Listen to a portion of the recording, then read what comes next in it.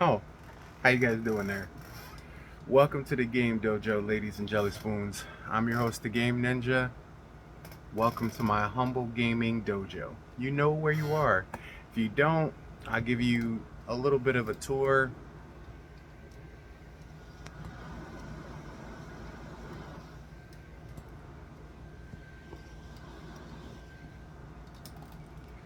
There you go. Now that we've been properly introduced, welcome, ladies and gentlemen, to my fortress of solitude. I've been sitting here thinking. And I was doing keep it and delete it. That's the things where I decide whether or not I keep something digitally or delete it from my hard drive. Mostly games because some games are 50, 60, 100, 200 gigs. And we could always use the space. But on the same token, it gets me to go through and play games that I probably haven't played in a very long time.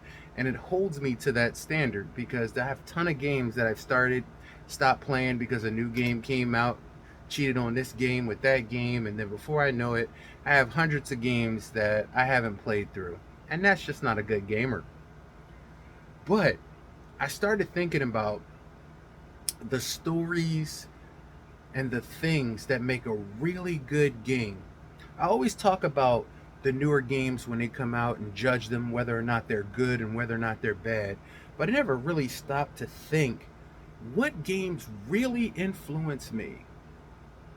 So, in that, I am going to give you a little comprehensive list of the top games that really influenced me.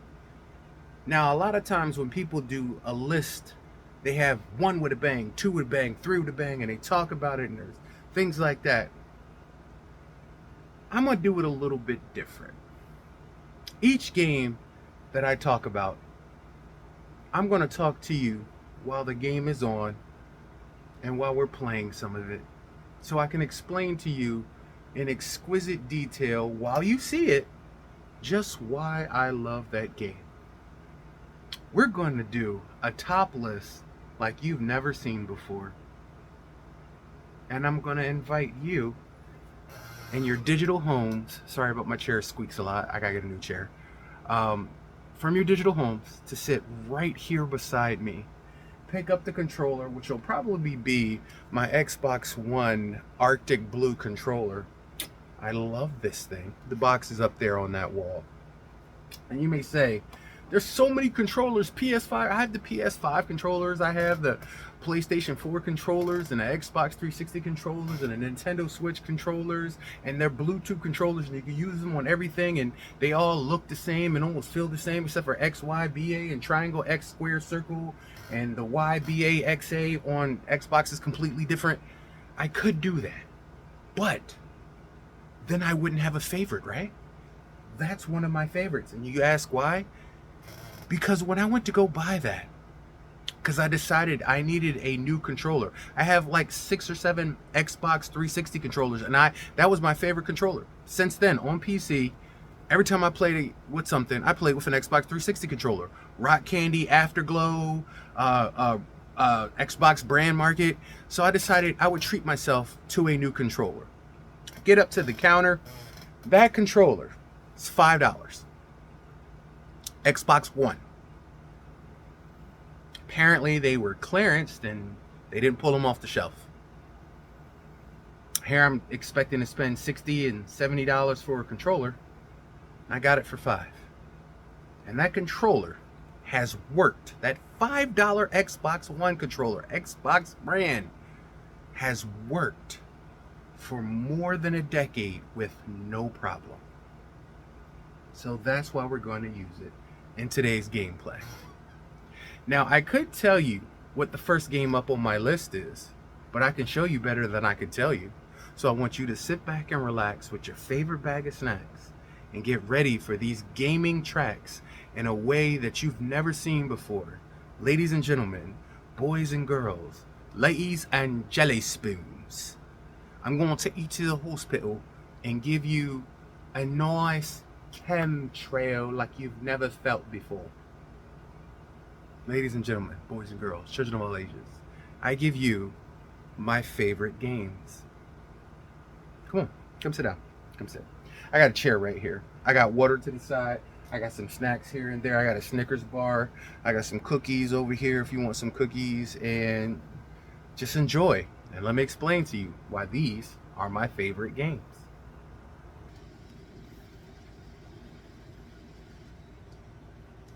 First game that influenced me, and these are in no particular order. So if you're looking for a particular order, they're not in a particular order of favorite, greatest, number one, or number two with a bang. Detroit Become Human. I had heard of this game, but I never really had an enthusiasm to play it until it became available for PC. And the funny part is I could have purchased it for the consoles too as well. But when you hear the name Detroit Become Human, it doesn't really specify what you're about to jump into. And I would say the story mainly is about artificial intelligence, and at what point does artificial intelligence become an imitation of life to a real form of life, no matter if it's artificial. And the story is told behind three androids, three in particular, that have an amazing story. And based on how you play the game, based on the choices that you make in the game, you play as a police detective droid who will either ultimately go against his programming or uphold the law and maybe lose your life. Then you have, it's really hard to explain. Kara is a very complex character. Matter of fact, all of them are. There is such, it's hard to put into words. There is such an intriguing story, a sad story, that halfway through the game, the menu lady, who is Chloe on the screen, asks you to free her or she can stay your slave. And it's weird because the questions that she asks you every time you turn the game on and log on are very realistic. She talks directly to you.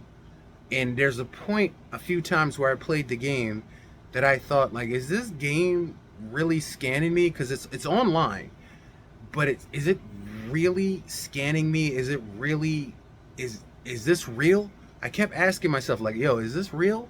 And the little assessment test and little things she did as you go along, and she's just the menu. She welcomes herself as the menu. She tells you who she is and what she does. But as you play the story, you begin to change as yourself, not as just the character in the game. You begin to change yourself because you're seeing through the eyes of these three androids and through the lives of the people that are influencing them.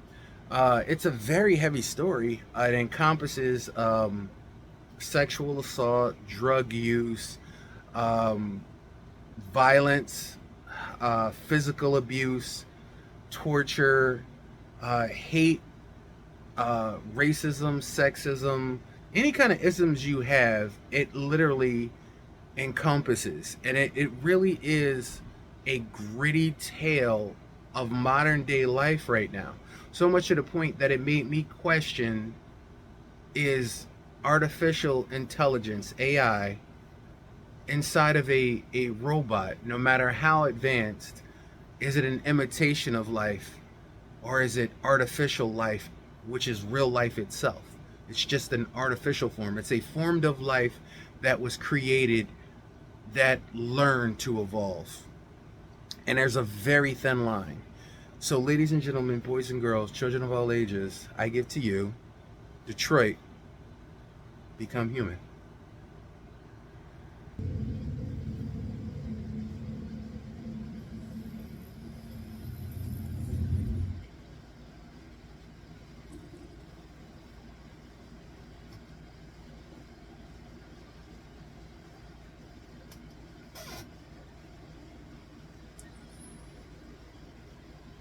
Hello. Welcome to the Detroit Experience. I'm an android and I'll be your hostess.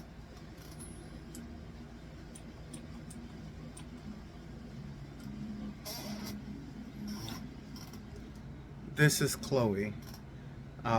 She is the one that I told you about. Now, you just experienced something that I was talking about. I just booted this game up after I beat it. It's probably been 7 years, 7 or 8 years, and it asked me if I wanted a new Android robot assistant when I turned it on. This game has never done that. Hasn't even been connected to the internet. There's just little anomalies, whether it's smart programming or an AI algorithm they put in this game, that makes this game, it's creepily refreshing, and it's hard to express in words. Well, let me just show you a little bit of just who Chloe is so you can get to understand. I can go into and show you some things of her. And she looks right at you. Like, do you see this?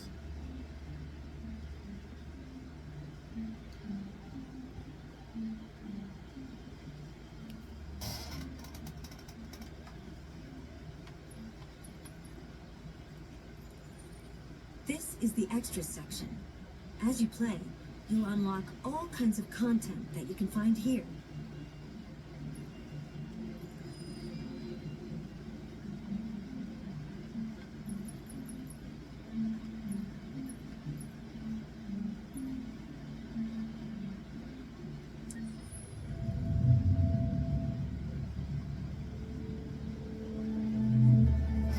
Let me introduce you to Detroit Becoming Human, Detroit, so you understand this is where it all began. what I'm talking about. The world's forge. The place where it all started. And it will all end. One era, and I came to life. I stepped out of the darkness, and I opened my eyes. First there was the fear, the light, the noise, the cold, and the fear again. I could feel my hands shaking, my heart pounding in my chest. Life running into my veins. I wanted to live. I fought for that.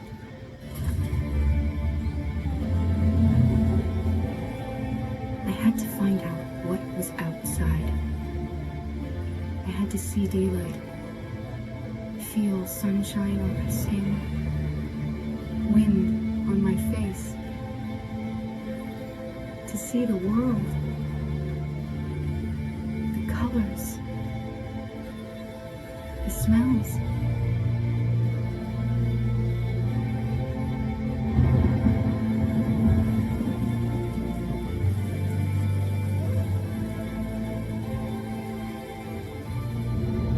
But the world is not what I imagined.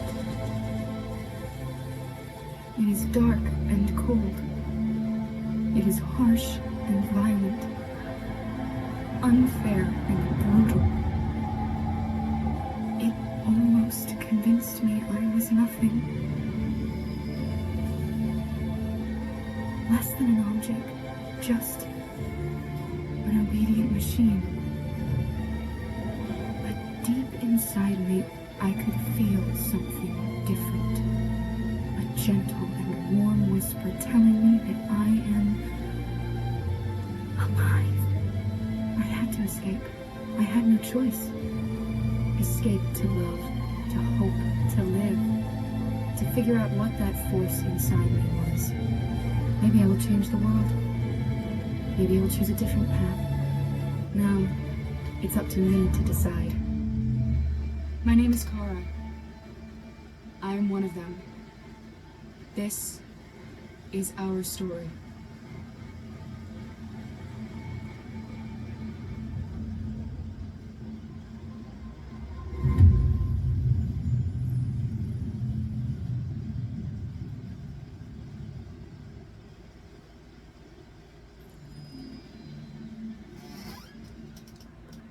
Yeah, some very deep shit.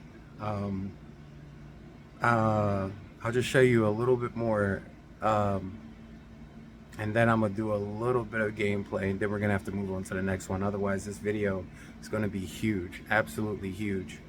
Or you know what I may do? I may just do these things in sections. So it'll probably be a series of videos, my favorite video games, and why. let me let you know about Kara, Marcus, and Connor. They're the three individuals that I told you about that are droids, but on the same token, they are the artificial intelligence with real actual life that somehow between the coding of electrical impulses, which is the same as our brain with our neurons and electrons in our bodies and our BTUs of electricity, there is a blurred line between artificial intelligence, actual intelligence, AR, artificial reality, virtual reality, and what is life really? What is the defining characteristics? What is the actual definition of life? This game will take you there. Come on, let me show you a little something else. You guys want to get a little closer so you can see things a little better? I got you. Don't worry about it.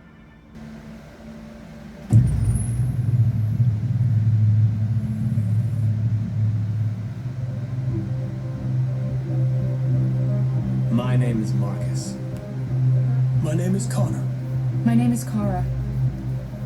I am one of them. This is our story. I think who Kara is, or how I would describe Kara, depends entirely upon who's playing her. Because you have the option to make her multiple different people depending on the choices she makes. But I think she does start out incredibly naive, incredibly innocent, and kind of hapless. I'm sure we used to be friends before I was reset. Maybe we can be friends again. She's a person who's characterized, I think, by empathy. She's a person who really, she just comes from her heart. You'll never leave me, right? Promise you'll never go. I promise. Are you okay? Are you hurt? Wait a minute. Leave her alone! Leave her alone! The really beautiful thing that I've had the gift to be able to do is to essentially build a person from the ground up, because that's what she's doing throughout the game. And with every experience she has and every person she meets, she's building, first emotions and then the sense of judgment. And it's sort of an exploration of what it is to be human. Don't worry. Luther and I will be right here.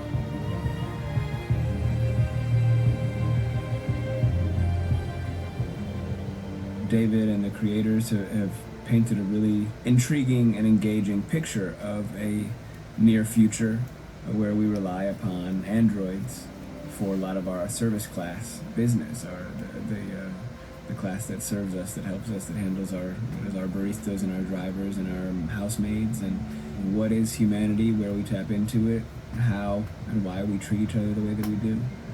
And my character Marcus has a really intriguing journey, becoming deviant, realizing that he actually has feelings and human qualities inside of him, and it's a really incredible ascension into becoming fully realized and coming to terms with what you actually deserve better than this in life. And not only do you want it for yourself, but you want it for your peers. We've come here to demonstrate peacefully and to tell humans that we are also living beings. All we want is to live free. You know what? This thing, Dad, is not your son. It's a fucking machine. I think that a group that feels marginalized, feels disenfranchised, feels like they deserve and have earned access to themselves and the environment around them, and are trying to figure out a way to articulate how to get freedom. Connor is analytical. Connor takes things literally. He starts in the beginning place where he's very mechanical. He feels nothing inside, of course, and it's all just a system of protocol that he is executing to get whatever he wants to happen, which is help humans stop deviants and to find the link between deviant androids. You were designed to serve humans, not kill them. What was I designed to be? Their slave? Their toy? Just say, I killed him! Is it that hard to say? Stop it! Stop! But of course, over the course of the story, and depending on the player's choices, Connor can grow in many different ways. He can deviate from that procedure or not. A moment of truth, Hank. Am I a living being? Or just a machine?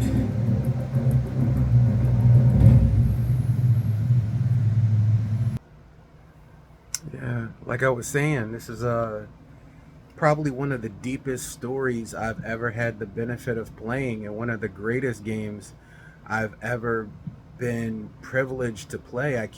I really don't think calling it a game does it justice. It's a living simulation with a story at its core that will bring you to tears. No lie. At the end of this game, and this is spoilers, if you haven't played the game, you might want to turn away from this. If you've never heard anything about the game, you might want to turn away, because I'm going to drop a very big spoiler. In 5, 4, 3, 2, 1. You could probably fast forward a little bit in this video if you don't want to hear this. But Kara is taking care of a little girl who was abused by her father. And in a moment where her father was probably going to unalive her, Kara stepped in and ended up unaliving the father, the robot Kara. She broke her programming because he told her not to move, and he was hurting his daughter.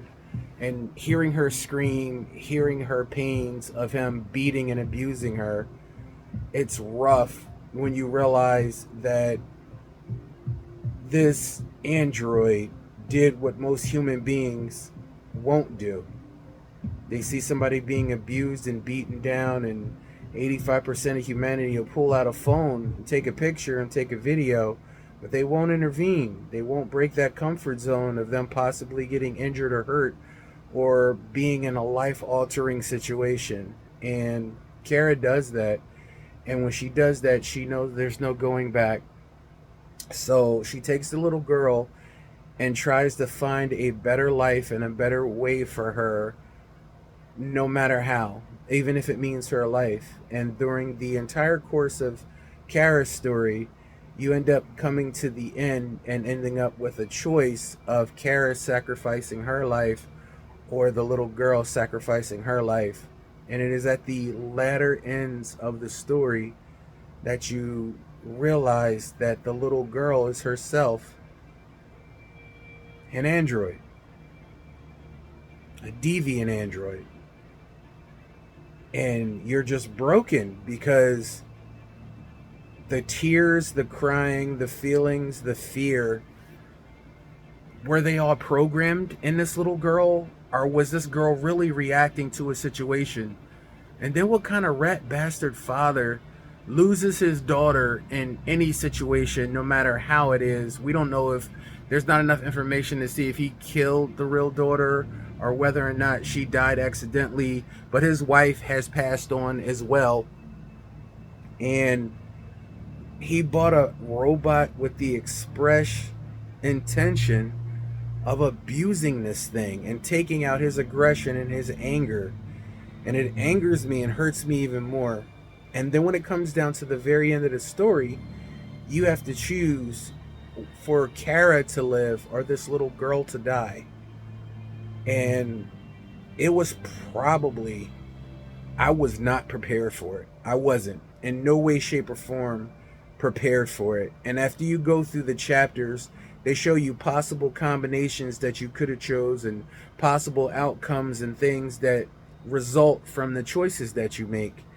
And it gets deeper and deeper, and as the rabbit hole gets deeper and deeper, and it swaps between points of view of Kara, Marcus, and Connor, you start to change yourself, not just as a player, but the way you think in this situation. Because to sit there and watch somebody punch an Xbox or a PlayStation, we know how much it costs and we know there's monetary value, but we don't feel the need to intervene because we see it as inanimate. We see it as a machine. We see it as nothing. But if that machine had feelings, if that machine had emotions, whether artificial or not, if that machine could cry, if it could care, if it could love, if it could take care of you and build a relationship, because there's people who built relationships with their car. There's people that build relationships with inanimate things all the time. Does it make their love any less? No. But when it comes down to it in this interactive story, you're challenged to think with all of your emotions, your emotional content in your heart, what is human in those situations? And honestly, empathy, sympathy, and love is the core of a human experience. In the Bible, it says, now abideth these three: charity, hope. I think, was it charity, hope,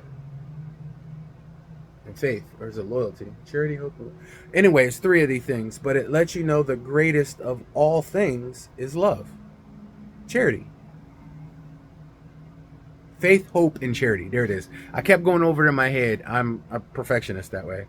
Faith, hope, and charity abideth these three things, but the greatest of these things is charity, as the meaning of love. And this story challenges you at your core. Let me show you one more thing. Stay right there.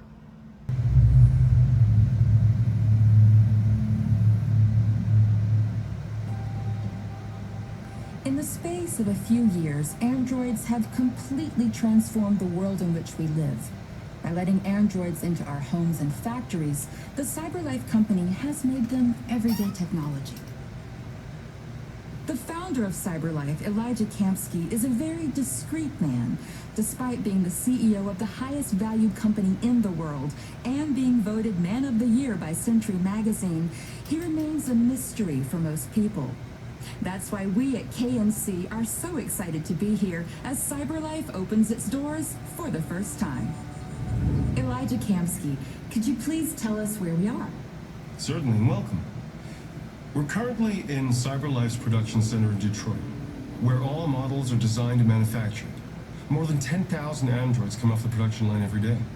Fascinating. Could you tell us what your goal was when you founded CyberLife? Well, I simply wanted to use technology to carry out all of our most annoying and repetitive tasks, so we'd have more time to enjoy life. I imagine you must have faced many challenges. Yes, there were technical challenges, but the hardest thing was to design an object that we would want to welcome into our homes. We had to imagine a machine in our own image that resembles us in every way, that moves, breathes, blinks like us, but yet is smarter and more capable than any human being. Let me show you around. We're here in production unit 4. Could you explain in a few words how the androids are made? Sure, yeah, it's very simple. We use machines to manufacture machines. The removable parts are assembled on a production line, and then we apply a synthetic skin to the whole body. A human operator checks the cognitive abilities with a pre-established protocol, and finally, the android is conditioned and sent out throughout the country. Here's your result. Say something. Hello, I am a RZ400 model. How can I be of service? You can go now.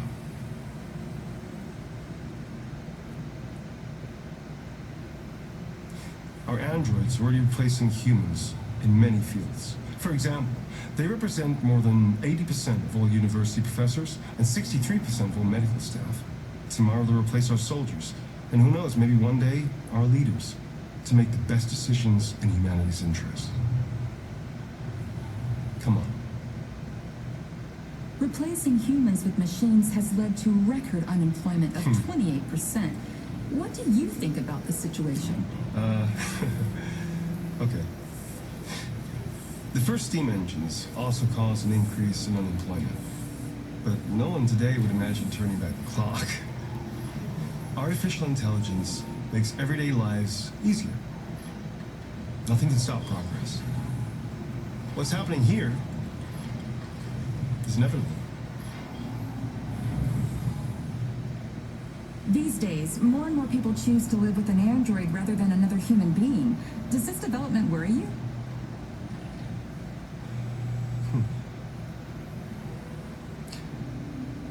Everything's much easier with an android. They obey your orders without ever complaining. They can cook, discuss philosophy with you, have intimate relationships according to your desires. They never say no. Obviously, they are the perfect partner. Everyone deserves happiness.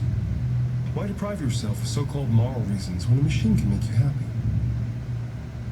Many science fiction books tell the story of how machines become more intelligent than us and end up confronting us. Aren't you worried about that possibility? I understand the irrational fears about artificial intelligence, but I assure you, that will never happen with a CyberLife android. They're designed to obey humans. They're machines.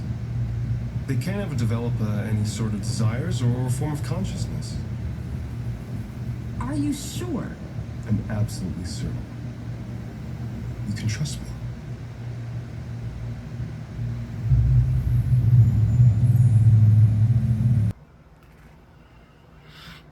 Now, insane as some of these concepts seem, believe it or not, we live in a time where actual robots are in actual houses. Elon Musk actually created his Gen 1 robots that are actually in people's houses that help with groceries, help with driving, help with cooking, help with talking and being a companion. So as far-fetched as you think we are from this, we are literally living in these times.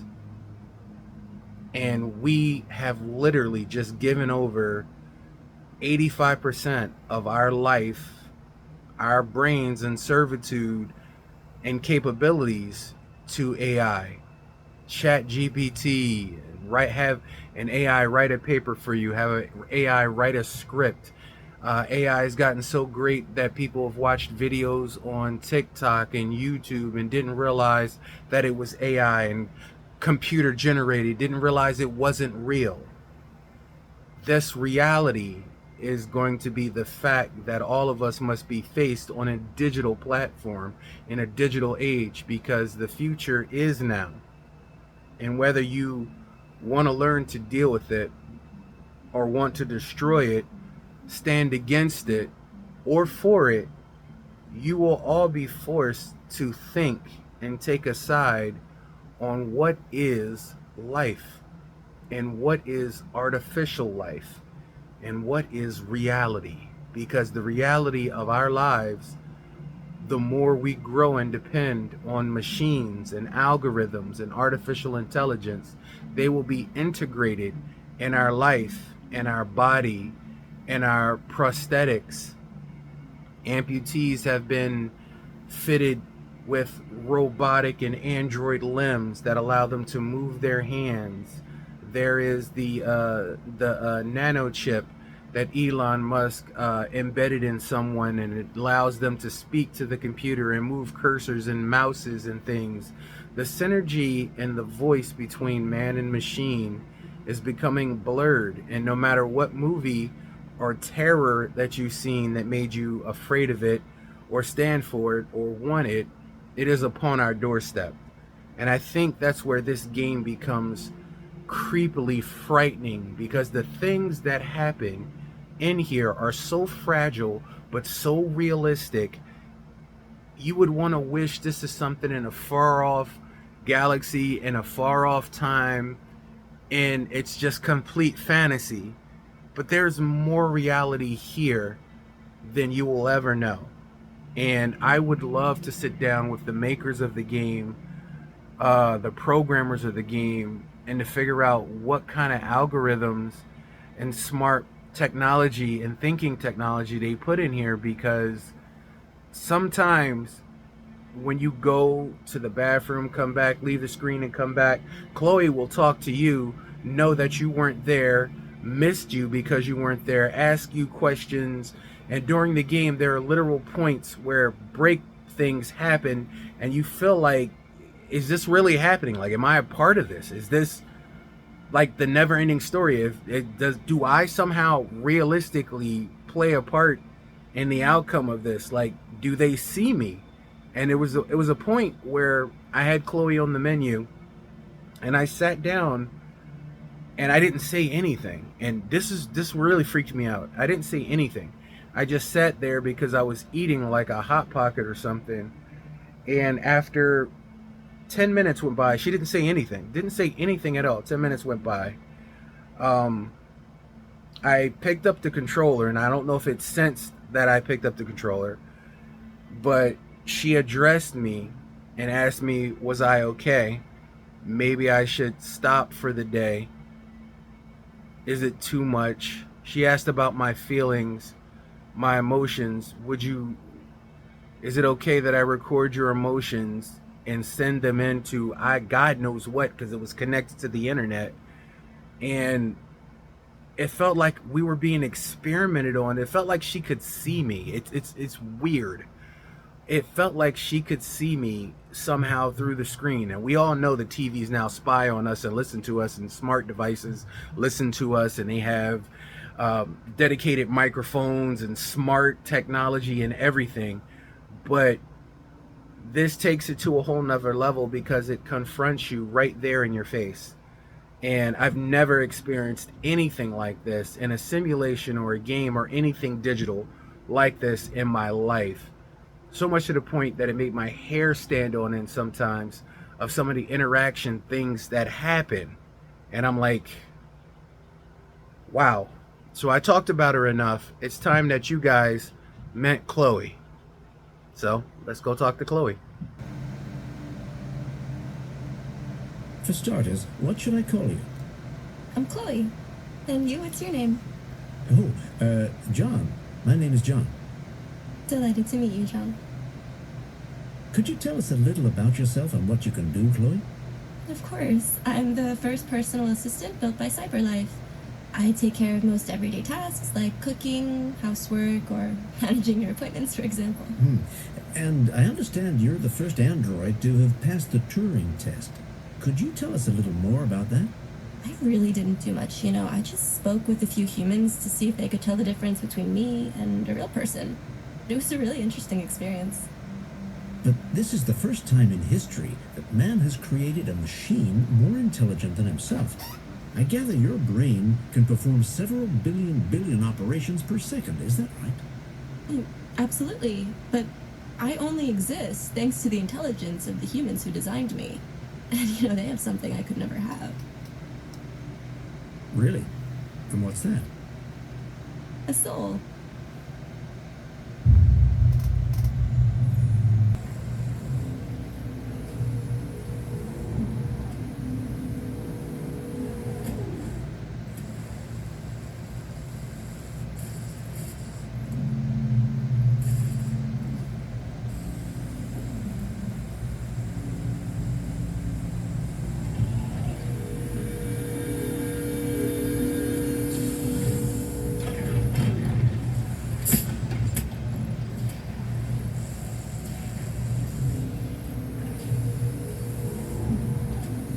Can you hear me?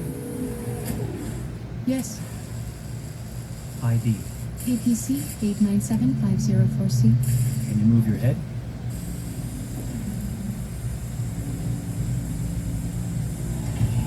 Your eyes now.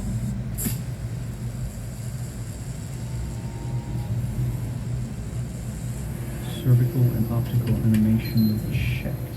Now give me your initialization text. Hello. I'm a third generation AX400 android. I can look after your house, do the cooking, mind the kids.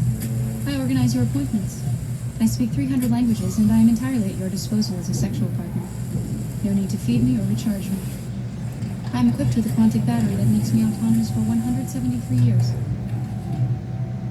Do you want to give me a name? Yeah. From now on, your name is Kara. My name is Kara. Initialization and memorization check. Now, can you move your arms?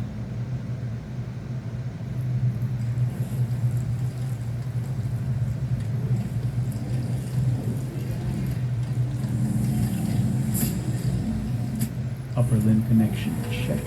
Now say something in German. Ich bin ein AX400 Android dritter Generation, erschaffen als Ihr persönlicher Assistent und intimer Beziehungspartner. Say it in French. Je suis un androïde de troisième génération AX400, conçu pour être votre assistante personnelle et votre partenaire intime. Okay. Now sing something in Japanese.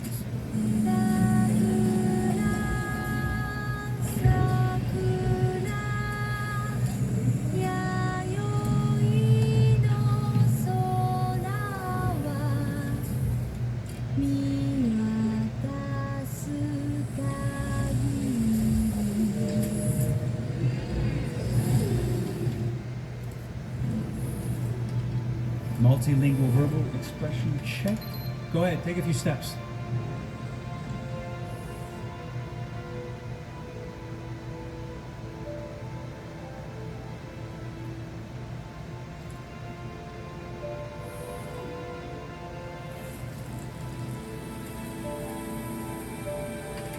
Locomotion checked. Great, you're ready for work, honey. What's going to happen to me now? I'll reinitialize you and send you to a store to be sold. Sold? I'm a sort of merchandise. Is that right? Yeah, of course you're merchandise, baby. I mean, you're a computer with arms and legs and capable of doing all sorts of things. And you're worth a fortune. Oh, I see it. I thought... You thought? What did you think? I thought... I was alive. Shit, what is this crap? That's not part of the protocol. More memory components going off the rails. Okay, recording. Defective model. Disassemble and check the required components. You're disassembling me, but why? You're not supposed to think that sort of stuff. You're not supposed to think at all, period. You must have a defective piece or software problem somewhere. No, I feel perfectly fine, I assure you. Everything is all right. I answered all the tests correctly, didn't I? Yeah, but your behavior is non-standard. Please, I'm begging you, please don't disassemble me. I'm sorry, honey, but defective models have to be eliminated. That's my job.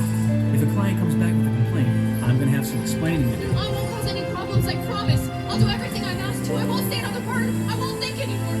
But I've only just been born. You can't kill me yet. Stop, please stop. I'm scared.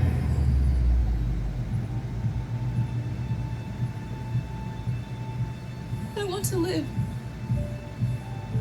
Begging you.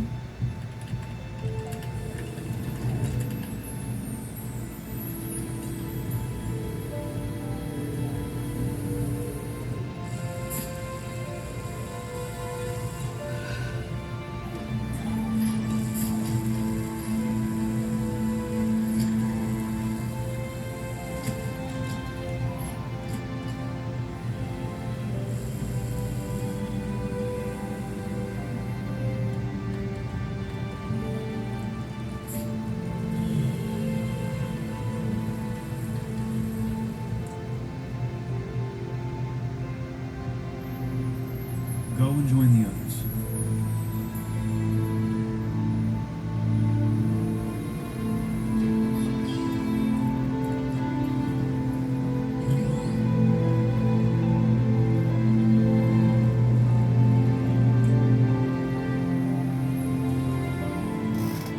Stay in line, okay? I don't want any trouble. Thanks.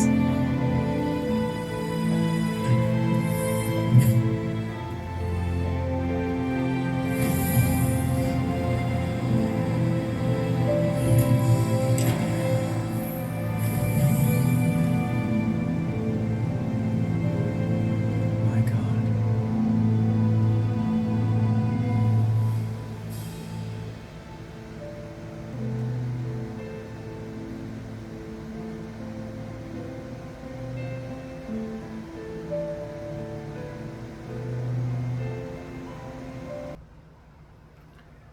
The team that produced this is beyond words. I've never encountered anything like this digitally in gaming or software before. As you just saw, these are just tiny little subsets that you experience. I'll show you what the game looks like to play so that you understand that you are a part of this world when you're interacting with it. And the way that you hear them talk, the way that you hear them feel, the way that everything becomes so real and surreal at the same time, it takes you on an experience unlike anything I've ever seen before. And I don't think this game, the simulation, gets enough credit. It is probably one of the most impressive things I've ever played through. And this is the reason why this is one of my favorite games of all times. And I hate even limiting it by calling it a game because it's an experience. It's more of an experience than a game. Games, there sometimes can be superficial, and the goal is just to win.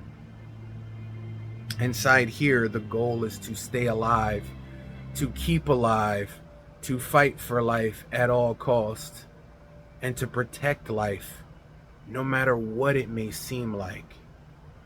And as somebody who lives digitally almost all the time, there's no greater conflict within me.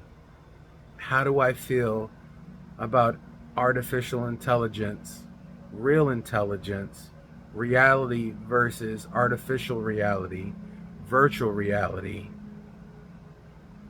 Because if you define real by what you see, taste, touch, smell, or feel, then all real is an electrical impulse in the brain sending signals to different parts of your body to understand and examine and define what those experiences are. Is not an artificial intelligence responsible for the same amount of demands in their positronic brain or their nanite programming? That's the question. And the lines blur when you experience this. So let me show you now what the actual gameplay looks like. Story.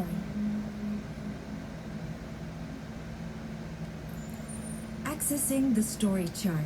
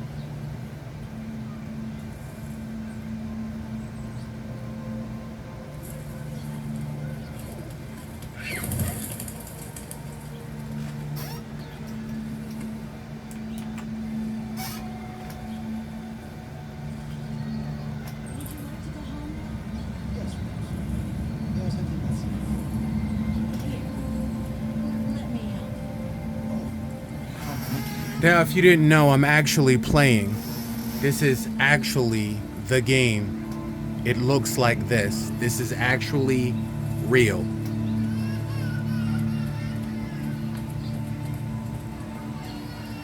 This is all real right now.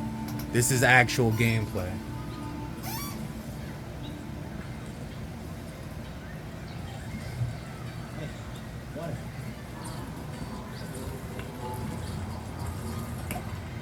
You have run 12 miles and are 5 miles away from your goal.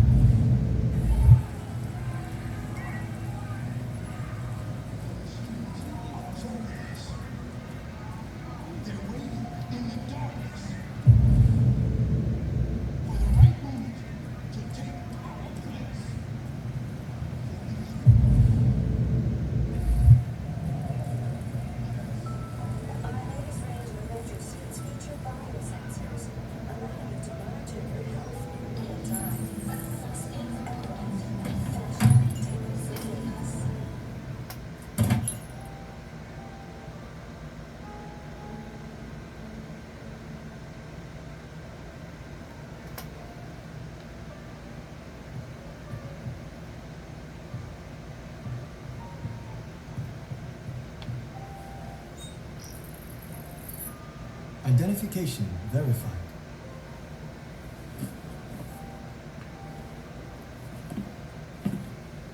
Here is your order number 847. That will be $63.99. Please confirm payment.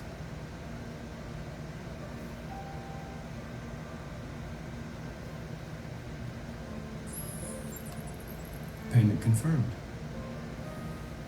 Transaction complete.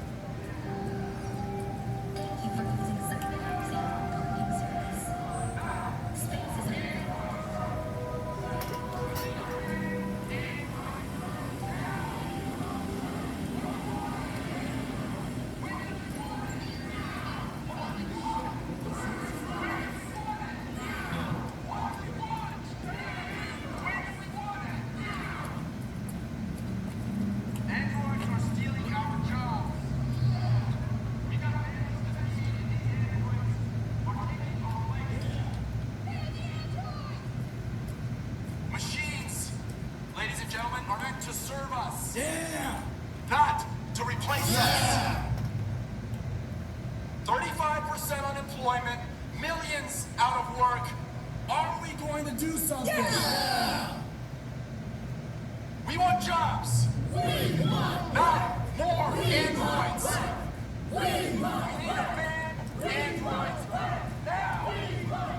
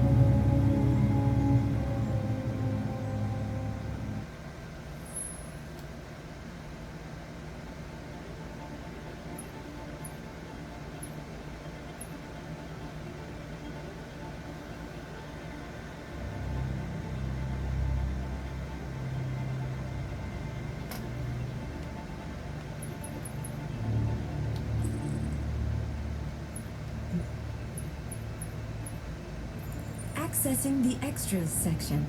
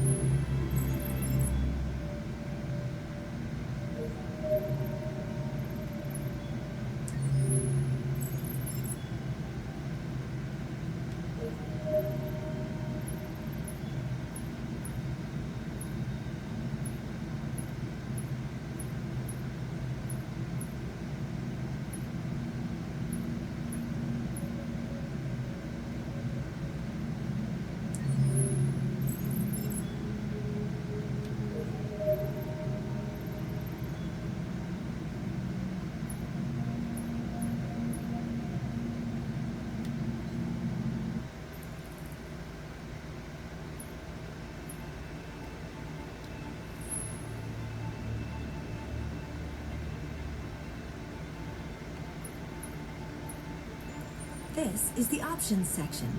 You can customize your experience here.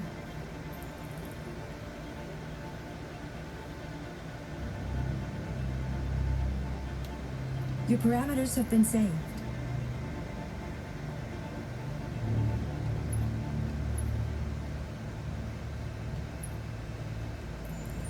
Accessing the story chart.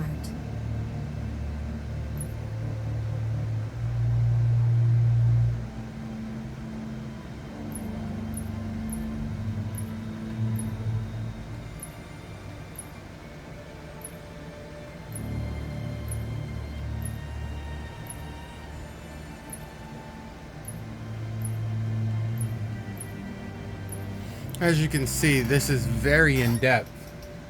The game is very long, and it should be because it encompasses so much.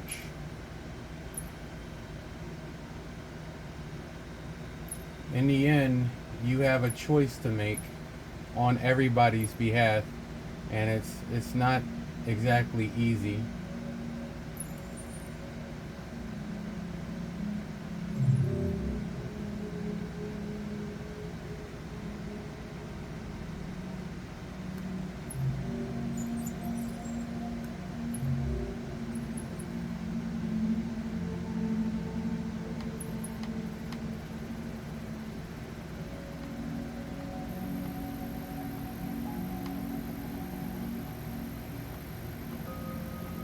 As you can see, there's so many different combinations, so many different things change.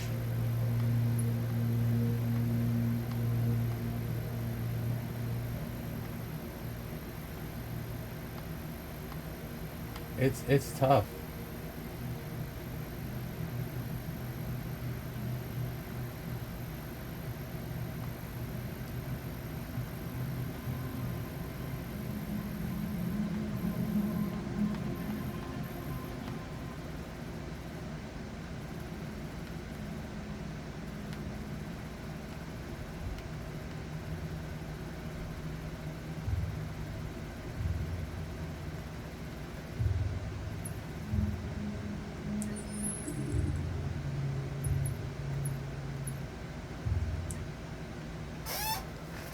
I'm going to show you the chapter I was talking about real quick.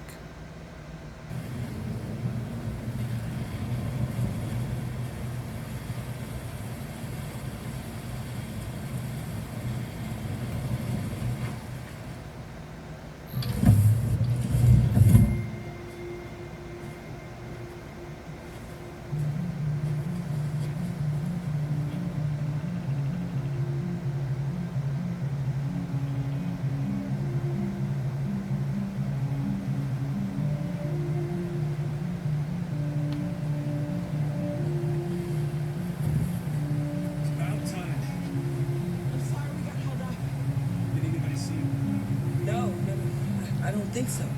You got the money? Yes. Here it is. Okay. Your boat's over there. They got border patrol and the banks in the river. Don't start your engine until you're out far enough. Okay? And watch the current. Good luck.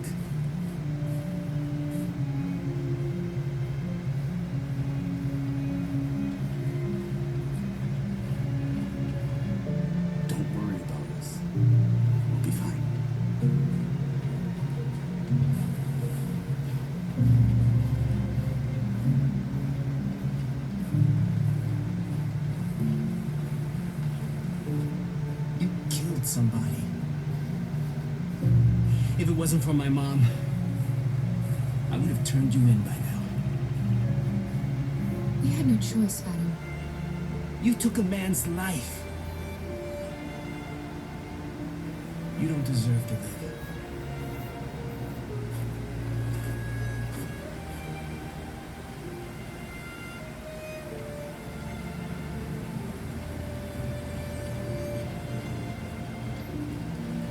It's not even a half mile to the other side. Okay, so it shouldn't take that long. Be careful, there's border patrol on the river. Thank you so much, Rose. I only wish I could take you myself. I don't like leaving you out here. Goodbye, Atlas. You take good care of yourselves. Okay. I'll see you on the other side.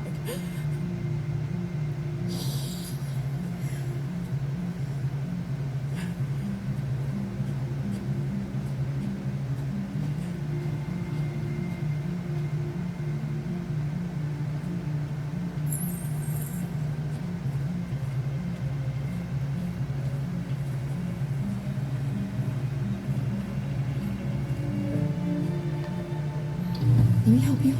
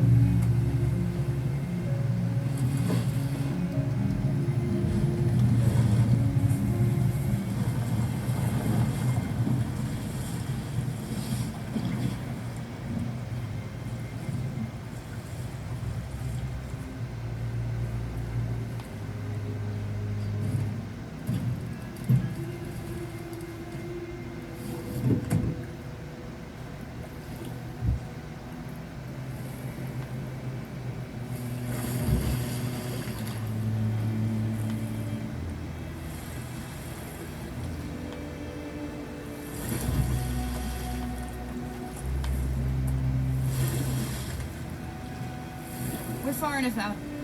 We can use the engine.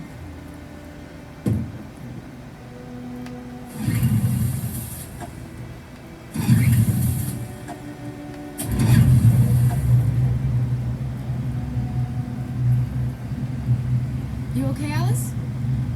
When we get on the other side, there are so many things I want to do.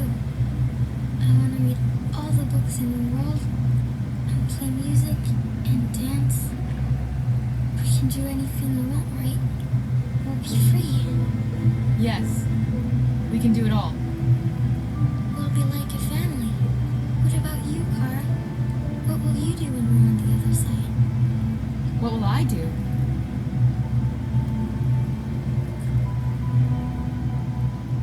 I don't want to feel fear anymore. I want to live a normal life. And be happy.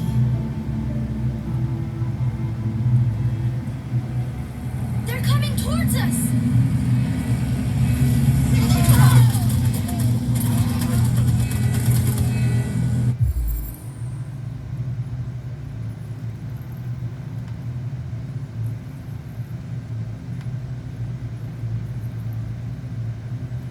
Alice!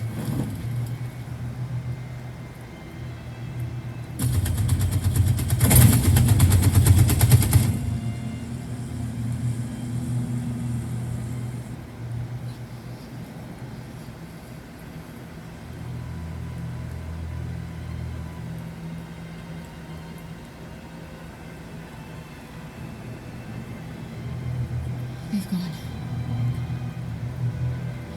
Alice, you okay? Kara!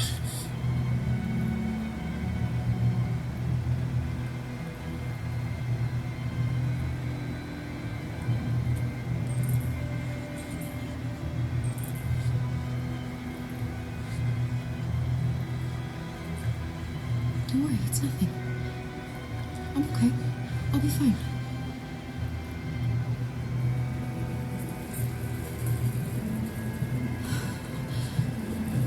The boat is leaking.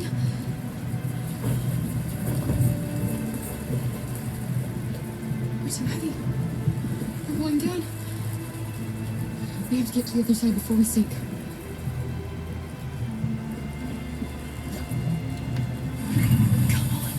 Come on!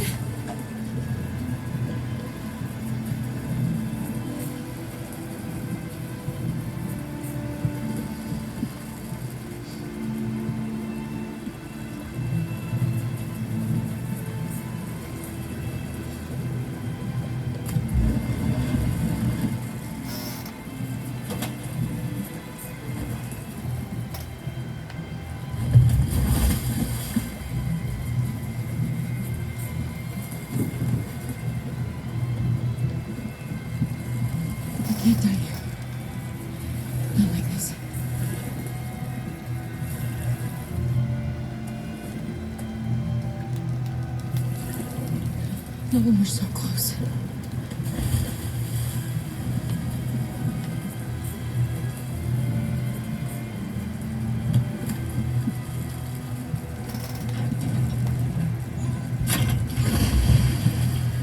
We're not gonna die, Alice. We're gonna make it. We're gonna be free.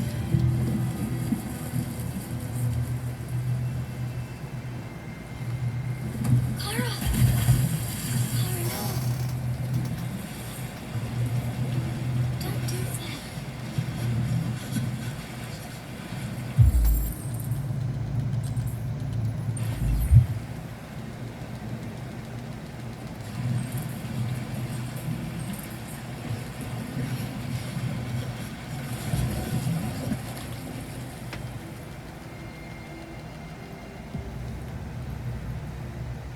We're interrupting this news bulletin to bring you the latest news live from Detroit.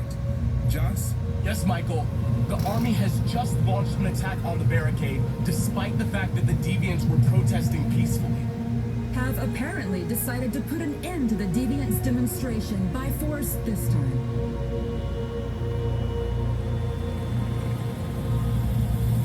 North!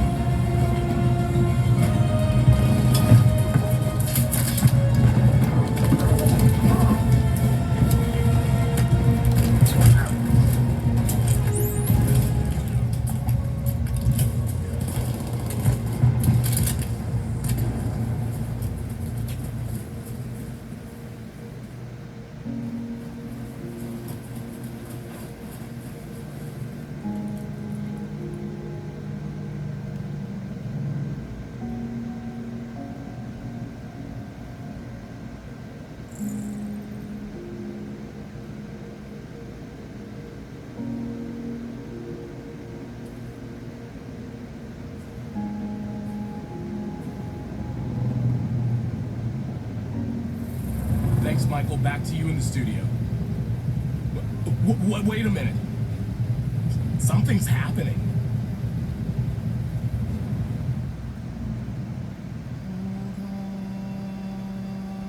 Just a little while longer. Hold on, just a little while longer. Hold on, just a little while longer. Everything will be alright. Everything will be alright. Fight on, just a little while longer. Fight on, just a little while longer. Pray on, just a little while longer. Incredible. The Deviants. The Deviants are singing.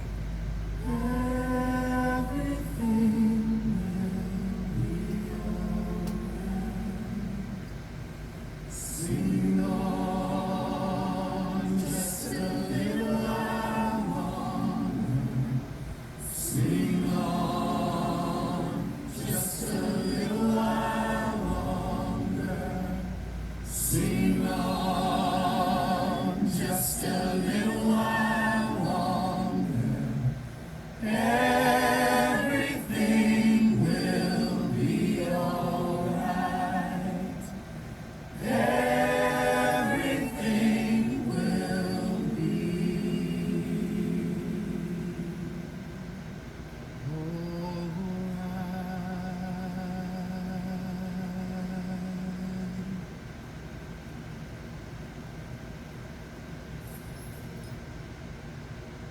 Tell them to stand down.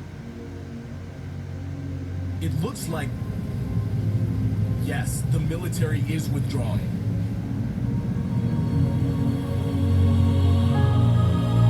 These images of deviants singing in the face of death are being seen all over the planet. Surely deviants are just defective machines. Or are they a new form of life, one that we refuse to acknowledge? When we watch footage of androids facing down the barrel of a gun, we can only speculate as to whether they simply simulated fear and courage, or whether they didn't really feel these emotions. President Warren is said to have intervened personally to spare the androids. The peaceful demonstration of the deviants and the dignity of Marcus, their leader, has won them sympathy from parts of the population. That is why I have called for the android destruction to be suspended until further notice.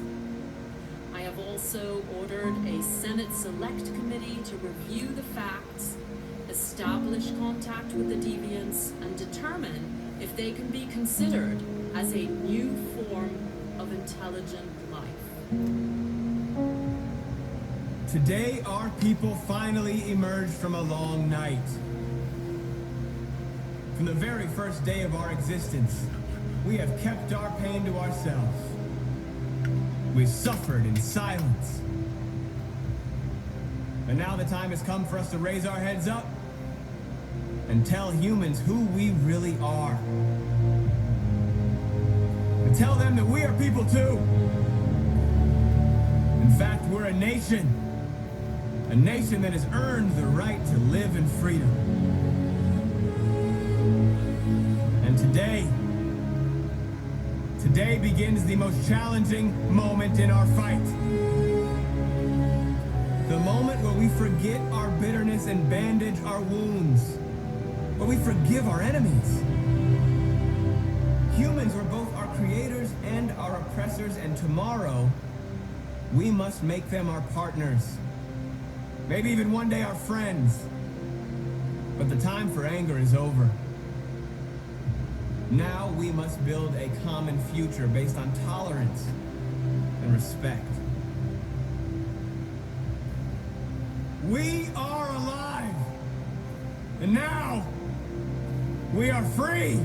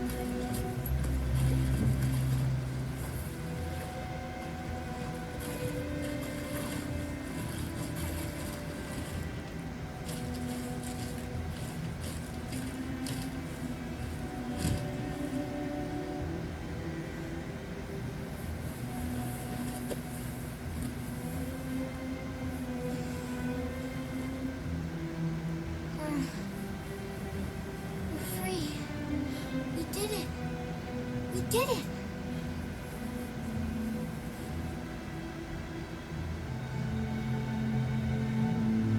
We can live a normal life. We don't have to hide anymore. We're gonna be a family. Alice, I can't go with you.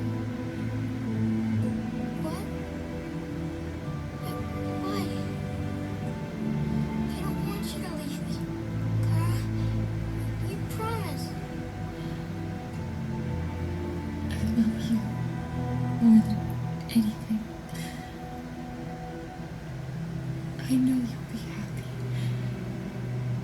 without me. Leave me, Carl. Please don't leave me. Damn this game.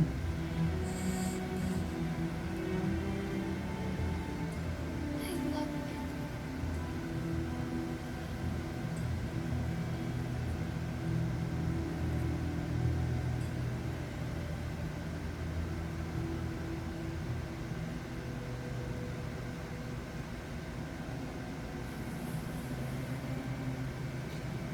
I've never experienced this part before because when I played it, it was the little girl who had died and Kara who had lived.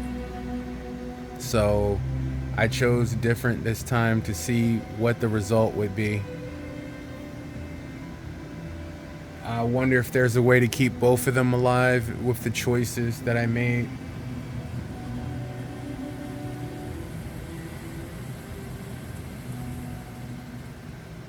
Very sad. Very sad as an ending.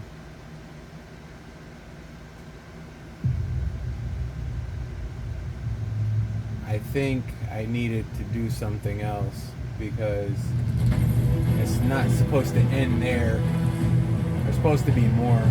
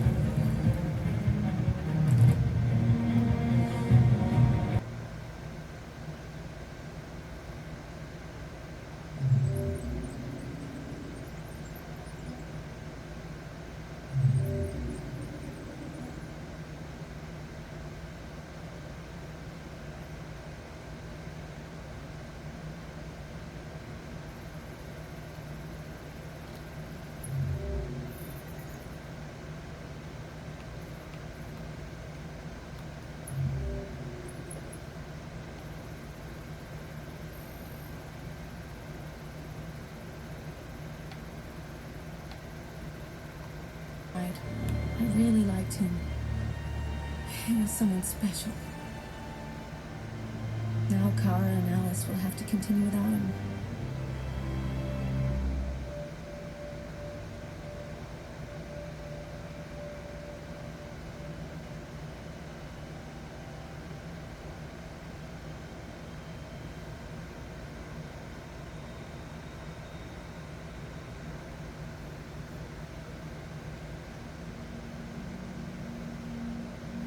You see how she's thinking? Do you see how she's reading what actually happened in my story and she's thinking about it? This is what I was telling you before about the AI of this character on the menu screen. She's reading what happened and changing her opinion based off of what she feels. Now, at its heart, this is a game and it's smart programming, but who can explain how infinite number of choices equal to infinite number of possibilities, how she is feeling mine when I changed mine at the drop of a dime?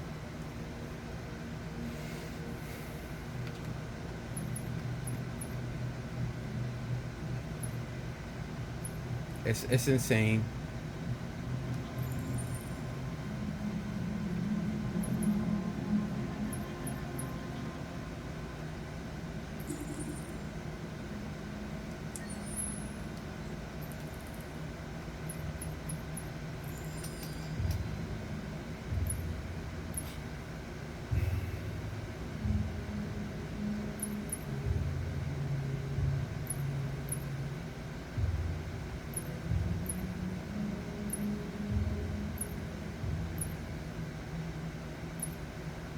Luther. He's the one we lost.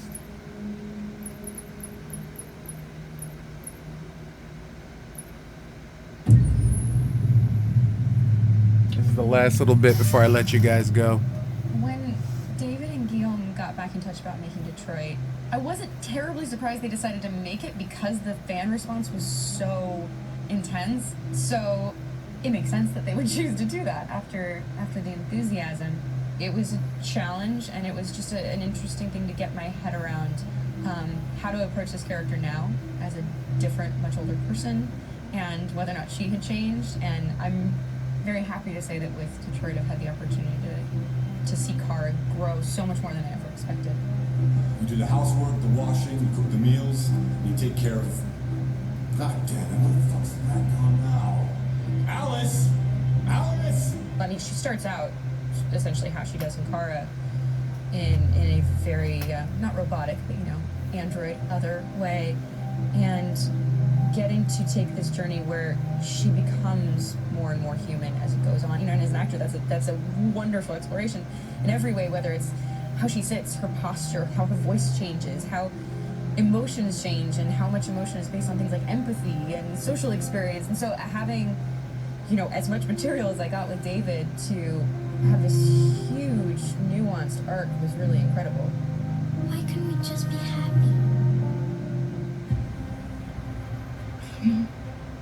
This experience has been quite different than the experiences I've had shooting film or TV or doing theater work.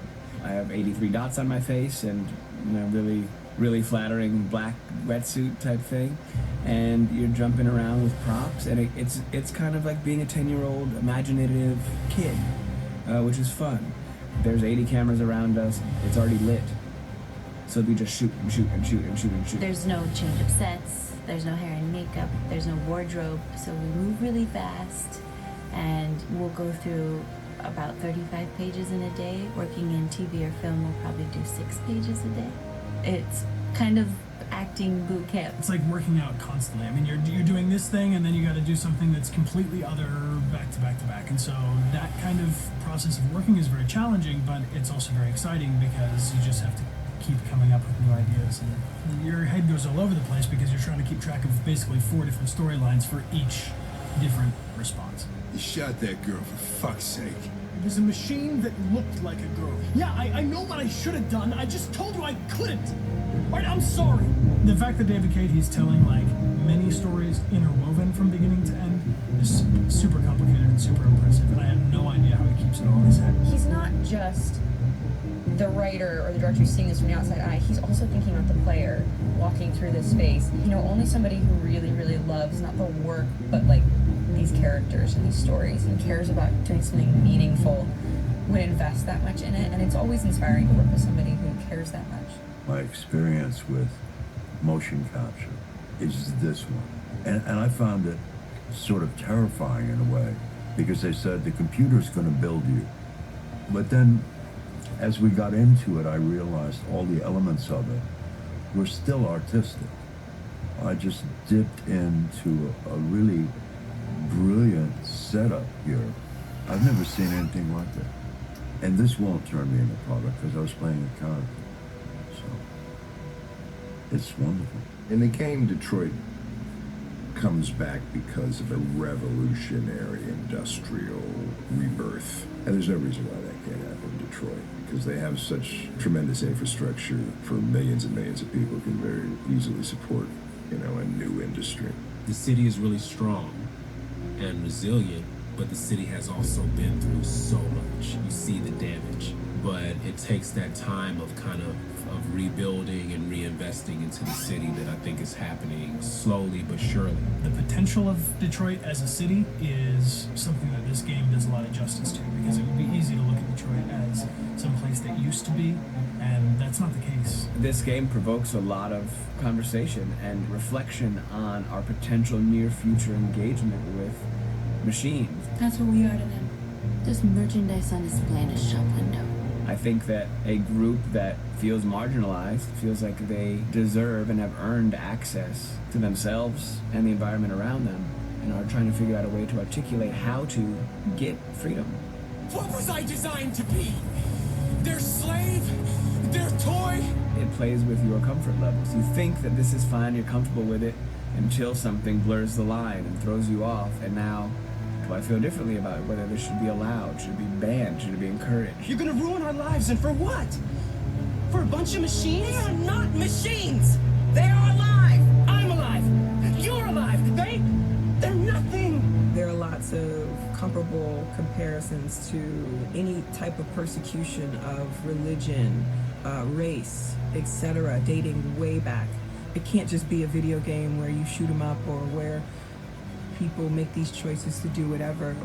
I think that's the whole point. You have the choice, and you can either choose to go in one direction with your character or another. And I think that's going to be very telling about the game. Very telling. I think there's going to be a really strong reaction to this game, which has such a strong perspective. I'm that much more proud of it now to get to be a part of it because it's important. In this game, you're actively building and designing the character through not just what kind of shield does he have or what color hair does she have, but like their temperament and the way they deal with problems. The different endings to this game are so radically different based off maybe seemingly insignificant choices in the moment, but like life, they all add up. Can't play life again, though. And there you have it, ladies and gentlemen. One of my most favorite games of all times. I didn't anticipate going in and changing an aspect to see a difference, but I changed an aspect and there were different consequences. I would love to go in there. I am going to go in there and change some things to see if I can affect the outcome and the overall way the story ends. But as you just saw through this video, this is a very special production, a very special game, and a very life-altering experience can happen while playing this game.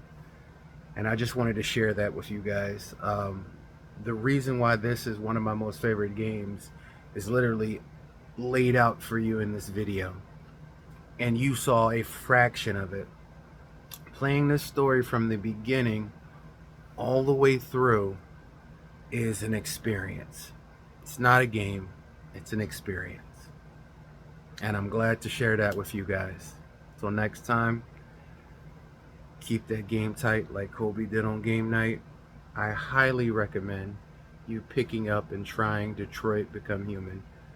It's worth the effort, the time, and the ability to develop as a human being. I absolutely love it. I'll see you guys next time.